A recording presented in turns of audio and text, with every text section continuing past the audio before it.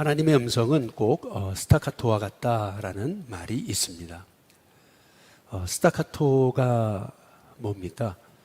음을 짧게 끊어서 이렇게 연주하는 것 아니겠어요? 하나님의 음성을 이렇게 점을 찍듯이 이렇게 스타카토와 같이 하나님의 음성이 임한다라고 하는 이제 말씀인데요. 하나님의 음성은 꼭 스타카토와 같기 때문에 우리가 하나님의 인도를 받으려면 매일의 신실함 속에서 살아야 우리가 하나님의 음성을 분별할 수 있다라고 하는 그러한 얘기입니다. 매일의 신실함으로 살았던 인생의 아주 대표적인 인물, 성경에 우리는 요셉을 들 수가 이제 있는 거죠. 그것을 어떻게 알 수 있는지 우리는 실은 오늘 창세기 40장을 통해서 요셉이 어떻게 매일의 신실함 속에 살았나라고 하는 그 내용을 볼 수가 있는 겁니다. 오늘 1절에 보시면은 말씀은 이렇게 시작하거든요. 그 후에 이렇게 이제 말씀이 시작합니다. 그 후란 여기는 몇 가지 의미가 담겨져 있습니다. 그 후는 언제냐면은 요셉이 억울하게 감옥에 갇히잖아요. 그것도 주인의 아내를 범하려고 했다라고 하는 그러한 파렴치한 놈이다라고 하는 인생에 완전히 낙인이 찍힌 상태에서 그가 살게 됐을 때를 말하는 것이 그 후입니다. 사람이 누군가에게 억울하게 인생에 낙인이 찍힌다는 거, 참 그거는 견디기 힘든 일이죠. 더구나 여기서 말하는 그 후란 요셉에게 있어서 소망의 출루가 보이지 않던 그러한 때를 의미하고 있는 겁니다. 요셉은 애굽에 그냥 유학하러 온 게 아닙니다. 요셉은 종으로 끌려왔죠. 노예로 끌려왔습니다. 노예로 끌려왔던 사람이 주인이 은혜를 베풀었더니 주인의 아내를 범하려고 하다가 미수에 그쳐서 결국에는 붙잡히고 그것 때문에 지금 감옥에 떨어졌어요. 이런 억울함이 어디 있습니까? 억울한 것도 원통한데 지금 이 노예가 감옥에 들어갔으니 그의 인생에는 어떤 출구가 없는 겁니다. 사람이 그래도 소망을 갖는 것은 뭔가 해결의 실마리가 보일 때 사람은 소망을 갖게 되는 거죠. 그런데 요셉의 인생에 지금 처한 상황은 꼭 인생에 출구가 없는 것처럼 보여졌던 상황이 창세기 40장 1절에 그 후를 의미하고 있는 거죠. 따라서 요셉의 마음에는 얼마든지 인생의 이 부조리에 관한 억울함, 원통함을 갖고 살 수 있었던 것이 요셉의 인생이었던 거죠. 그런데 그럼에도 불구하고 요셉의 인생은 남달랐습니다. 매일의 신실함 속에 이제 살아갔던 것을 보게 되는 거죠. 얼마든지 자포자기하고 될 대로 되라. 이제 인생 끝났는데 뭐 노력해봐야 뭐하냐. 어차피 내 인생이 이렇게 될 건데 라고 하는 절망 속에 사로잡힐 수도 있었지만은 요셉은 오히려 그 절망적인 상황에서도 여전히 신실합니다. 여기 창세기 40장 1절에 보면은 그 후, 바로 그 후가 그런 상황을 의미하는 건데 그 후에 애굽 왕의 술 맡은 자와 떡 굽는 자가 그들의 주인 애굽 왕에게 범죄했다라고 이렇게 이제 말하고 있습니다. 그래서 2절에 보니까 바로가 그 두 관원장, 곧 술 맡은 관원장과 떡 굽는 관원장에게 노해서 3절 그들을 친히 대장의 집안에 있는 옥에 가두니 곧 요셉이 갇힌 곳이다. 이제 이렇게 말씀하고 있습니다.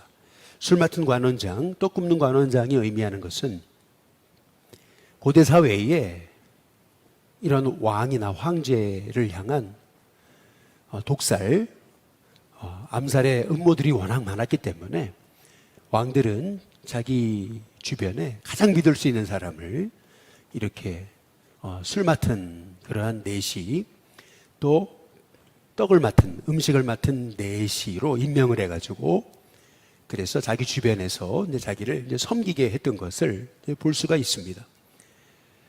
그런데 이 두 사람이 아마도 바로를 노엽게 한 것 같습니다. 성경은 범죄했다라고 이제 말하고 있습니다. 그래서 요셉이 갇혔던 그 친위대장 그 보디발의 집에 있는 감옥에 그들을 가뒀던 것을 볼 수가 있습니다.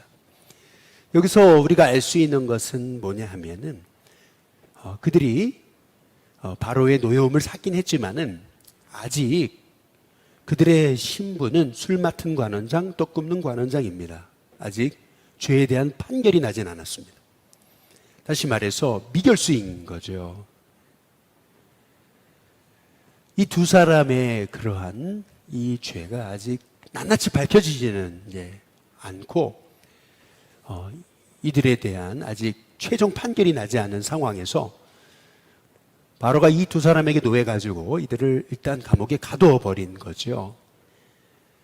그런데 마침 이 두 사람이 갇힌 곳이 요셉이 있던 곳이다라고 그렇게 이제 말하고 있는 겁니다. 그런데 4절에 보면은 참 놀라운 말이 나오죠. 친위대장 이 보디발이 이 두 사람, 술 맡은 관원장, 떡 굽는 관원장을 누구에게 수종을 들게 하냐면은 요셉에게 수종을 들게 했던 것을 볼 수가 있습니다. 그래서 요셉이 그들을 섬겼다 이렇게 말합니다. 그냥 하루 이틀 섬긴 게 아니고 여러 날을 섬겼다라고 성경이 이제 말하고 있는 거죠. 실은 오늘 이 말씀을 통해서 우리는 몇 가지 추측을 할 수가 있습니다. 그것은 뭐냐면은 우리가 어제 함께 살펴봤듯이 창세기 39장 5절에 보니까 이렇게 말씀하잖아요. 보디발이 요셉에게 자기의 집과 그의 모든 소유물을 주관하게 한 때부터 여호와께서 요셉을 위해서 그 사람의 집에 복을 내리셨다 이렇게 말하거든요. 요셉이 보디발의 집을 주관할 때부터, 그때부터 이상하게 보디발의 집이 너무 잘 됩니다. 그래서 여호와의 복이 그의 보디발의 집에 집뿐만 아니라 밭에 있는 모든 소유에까지 미쳤던 것을 볼 수가 있는 거죠. 그런데 요셉이 감옥에 갇혀버리잖아요. 요셉이 사라지니까. 그러니까 친위대장에 있었던 복도 사라지게 됐던 걸 볼 수가 있는 거죠. 시간이 흐르면서 보디발은 깨달았을 겁니다. 아마도 우리 집이 잘 된 거 그거 내가 잘해서 그런 게 아니구나. 요셉 때문이었구나. 아마도 친위대장이 시간이 흐르면서 이제 깨달았겠죠. 더구나 감옥 안에 간수장이 요셉에 대해서 얘기를 하는 것은 요셉이 그런 죄를 저지를 사람이 아닌 것 같은데요. 이렇게 이 보디발 곁에서 가장 측근이라고 하는 사람이 요셉에 대해서 좋은 말을 하잖아요. 창세기 39장 20절에 보면은 이에 요셉의 주인이 그를 잡아 옥에 가두니 그 옥은 왕의 죄수를 가두는 곳이더라. 요셉이 옥에 갇혔으나 여호와께서 요셉과 함께 하시고 그에게 인자를 더하사 간수장에게 은혜를 받게 하시매라고 그러거든요. 그래서 간수장이 옥중 죄수를 다 요셉의 손에 맡김으로 이렇게 얘기를 해요. 그리고 23절에 간수장은 그의 손에 맡긴 것을 무엇인지 살펴보지 않았다. 이는 여호와께서 요셉과 함께 하심으로 여호와께서 범사에 그를 형통하게 하셨다. 이렇게 이제 말씀하고 있거든요. 보디발이 요셉이 없으니까 그의 집이 하나님이 주신 복마저도 사라지는 것을 이제 보기 시작할 시점에 감옥의 간수장도 요셉이 들어온 때부터 이 감옥 안의 분위기가 달라지잖아요. 감옥이 너무나 사람들의 모습도 달라지고 요셉을 만나는 사람마다 사람들이 다 태도가 바뀌거든요.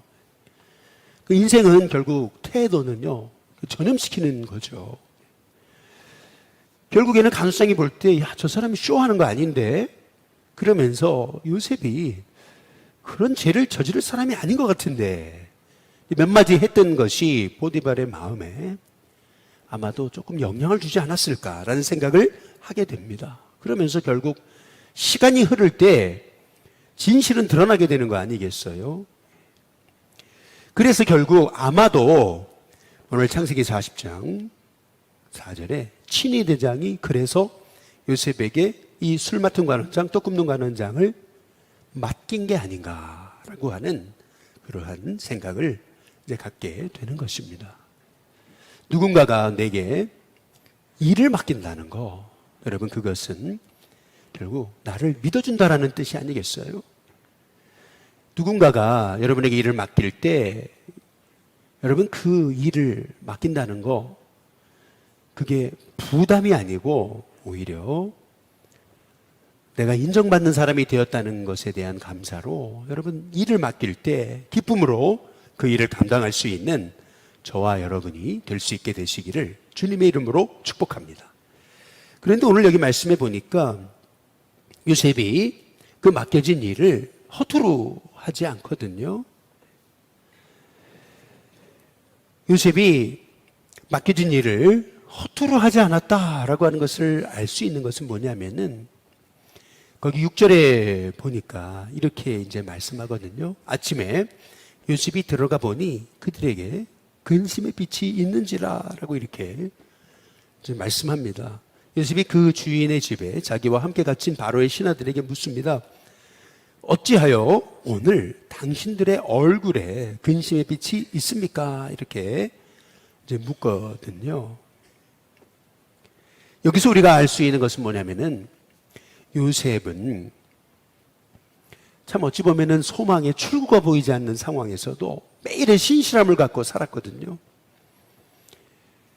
그 매일의 신실함의 증거는 어디 있는 거냐면은 사람을 섬기는 그의 태도와 모습에서 어떻게 신실하게 살았나라고 하는 걸 볼 수가 있는 거죠.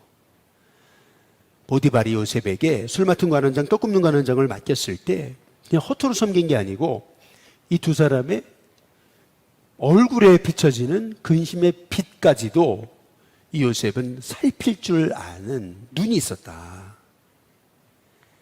다시 말하면은 열심히만 섬긴 건 아니죠. 요셉에게 지혜도 있었습니다. 사람의 그 얼굴빛을 보고도 그 사람들의 마음을 읽을 줄 아는 그러한 지혜가 요셉에게 있었다라고 하는 것을 우리가 이제 볼 수가 있는 것이죠. 저와 여러분의 삶에도 이런 요셉의 지혜가 있게 되시기를 주님의 이름으로 축복합니다. 그런데 오늘 우리가 주목해 봐야 되는 것은 이거예요. 이 술 맡은 관원장, 떡 굽는 관원장은요, 실은요, 얼굴 표정으로 사는 사람들입니다. 왕에게 음식을 내어 드릴 때 이게 독을 탔나 안 탔나, 이제 이게 이 술 맡은 관원장, 떡 굽는 관원장의 얼굴 빛을 보고서 이 왕이 그걸 판단하는 거거든요. 어느 날 음식을 내왔는데 이 사람들의 얼굴 빛이 심상치 않아요. 그러면은 왕이 의심하는 거거든요. 그렇기 때문에 이 사람들은 왕 곁에서 이렇게 음식을 섬겼다라고 하는 말의 의미는 이 사람들의 표정은 어찌 보면 프로입니다. 그러니까 왕 곁에서 조금만 근심빛이 있어도 잘못하면 왕에게 죽임당할 수 있는 사람들이었거든요.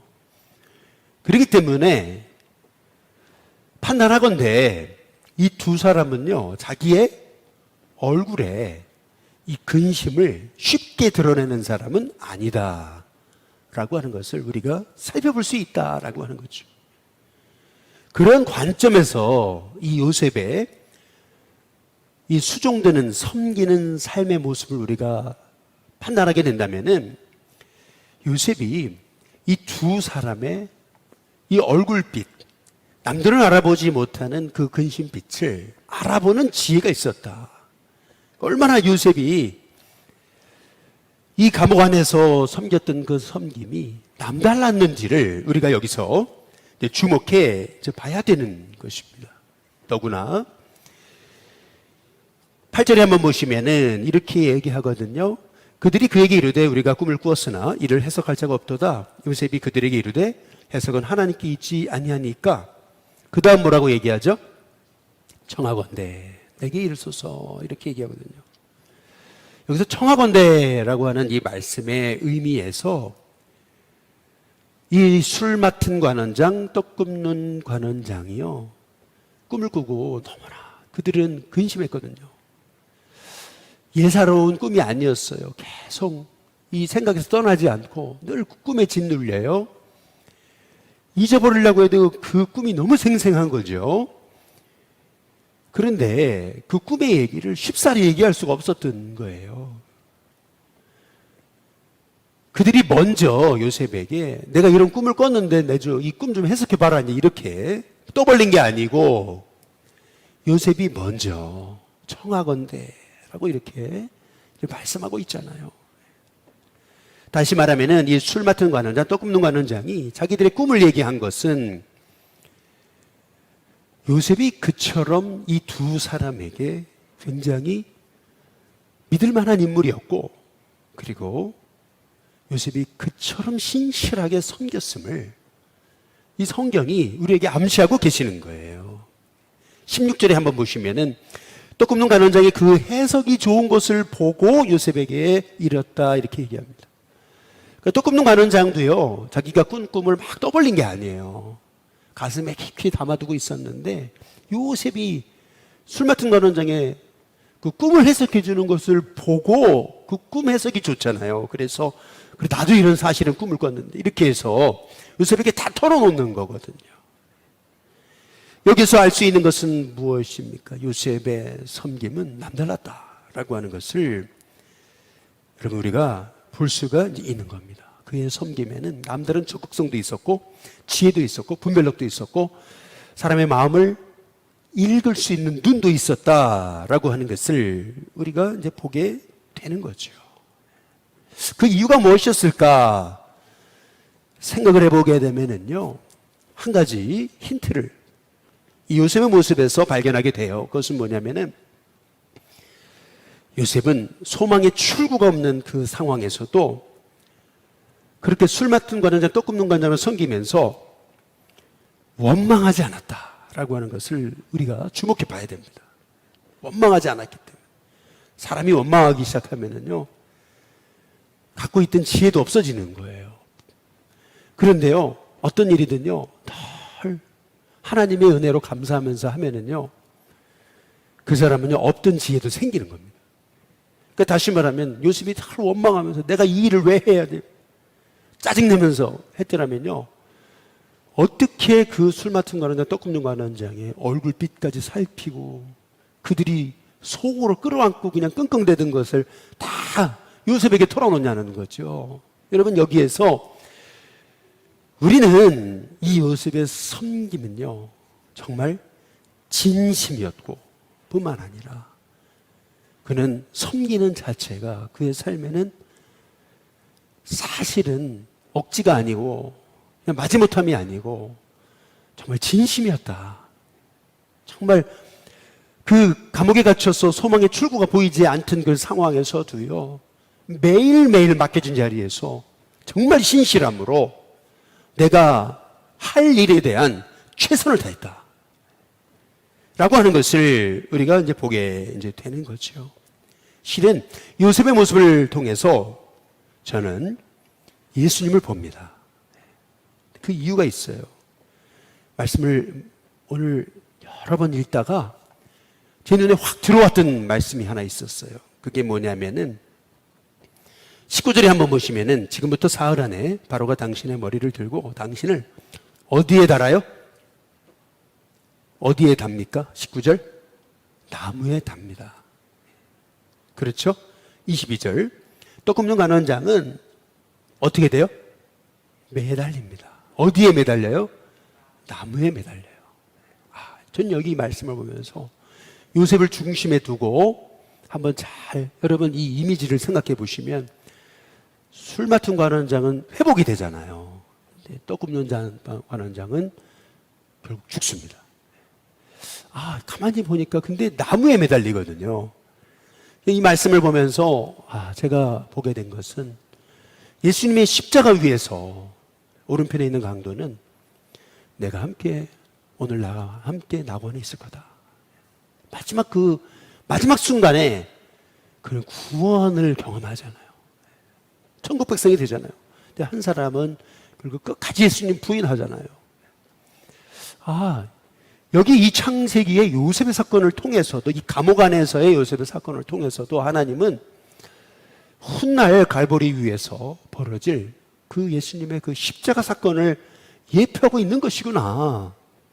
이 깨달으면서 우리 예수님은 마지막 그 십자가 위에 마지막 순간에도 끝까지 한 사람의 영혼까지도 구원하셨던 그 예수님의 그 십자가 위에서 마지막 순간까지의 그 신실함을 우리가 예수님의 모습을 통해서 보게 되는 거거든요. 다시 말해서 요셉의 이 신실함은 단순하게 그 요셉이라는 사람의 신실함이라기보다도 어찌 보면은요, 우리 예수님이 얼마나 우리의 구원을 위해서 마지막 순간까지 신실하셨나라고 하는 것을 보여주는 엄청난 이 구원의 사건을 이 말씀을 통해서 우리에게 말씀하고 계신 것이 아닌가라고 하는 생각을 해보게 될 때, 우리가 예수님을 믿는 하나님의 사람으로서 우리도 예수님의 신실함이 우리 안에 있어야 되는 것이 아닌가. 그것이 오늘 이 성경을 통해서 우리에게 주시고 계시는 하나님의 음성이 아닐까라고 하는 생각을 이제 갖게 되는 것입니다. 그런데 우리가 오늘 말씀을 통해서 한 가지 주목할 아주 중요한 표현이 하나 있어요. 그게 뭐냐면 7절에 한번 보시면은 요셉이 그 주인의 집에 자기와 함께 갇힌 바로의 신하들에게 묻되, 이렇게 말하거든요. 여러분, 요셉이 그냥 그 두 사람에게 묻되 이렇게 하면 되는 거예요.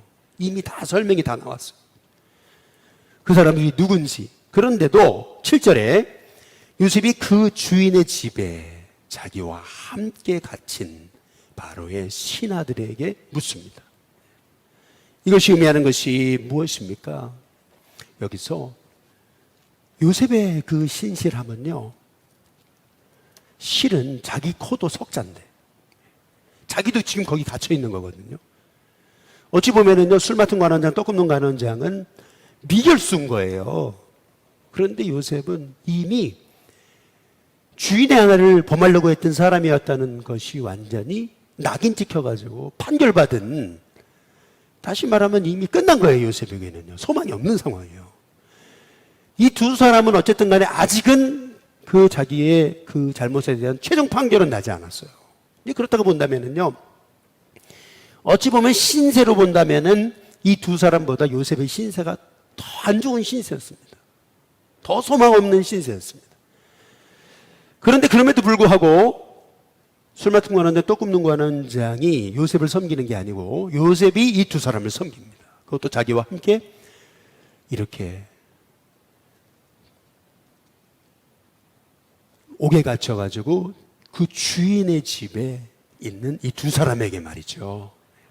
오늘 말씀을 통해서 우리가 이제 깨닫게 되는 것은 뭐냐면은, 내 코가 석자라고 여러분 내 문제에 갇히지 마시기를 주님의 이름으로 축복합니다. 나의 어려움에 집중하지 말고, 어렵다고 여러분 자꾸 내가 어렵다고 그 어려움에 집중하다 보면은요, 하나님이 우리에게 주시는 기회마저 놓칠 수가 있는 거죠. 나의 어려움에 집중하지 말고 오히려 어려워도 남을 섬기는 저와 여러분이 될 수 있기를 주님의 이름으로 축복합니다.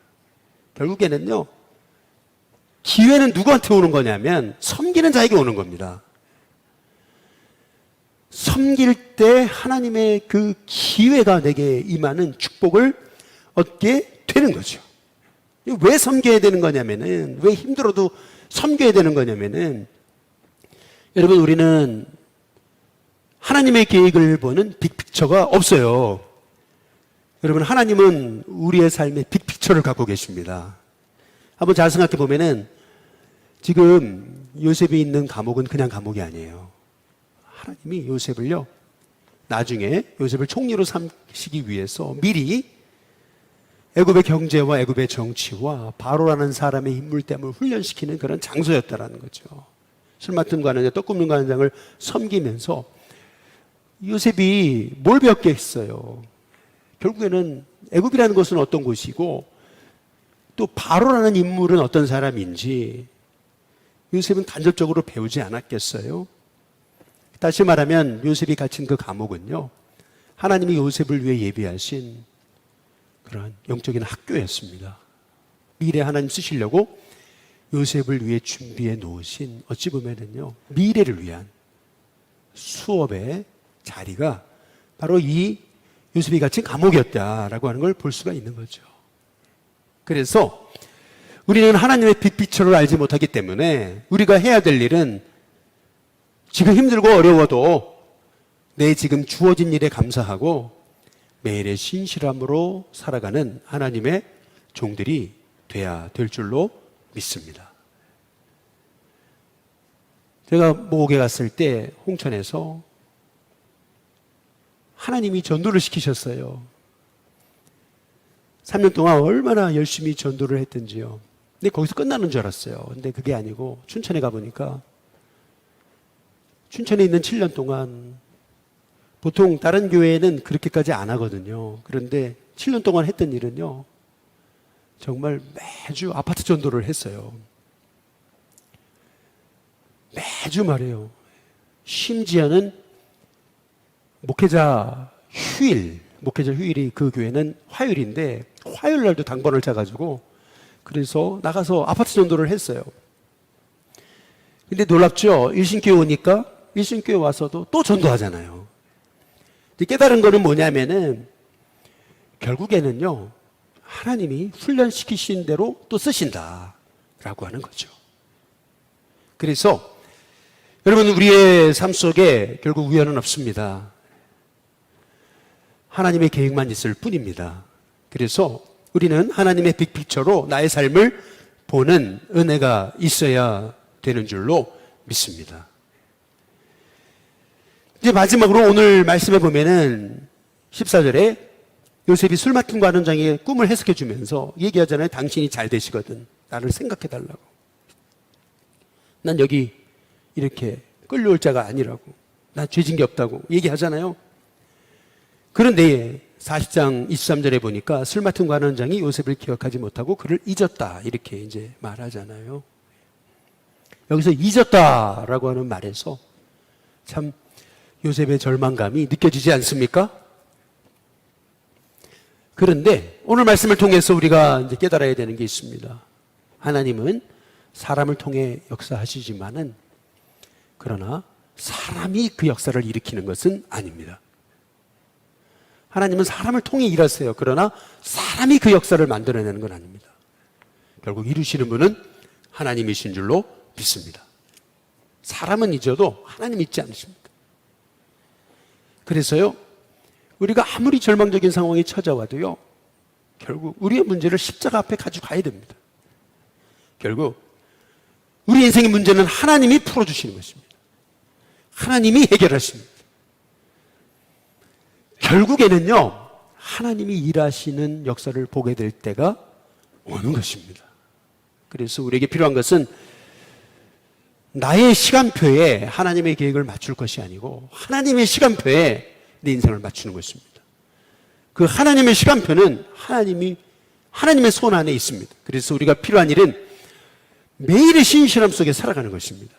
그렇게 될 때 하나님께서 저와 여러분을 통해서 결국에는 놀랍게 일하시는 것을 보게 되는 저와 여러분이 되게 될 줄로 믿습니다.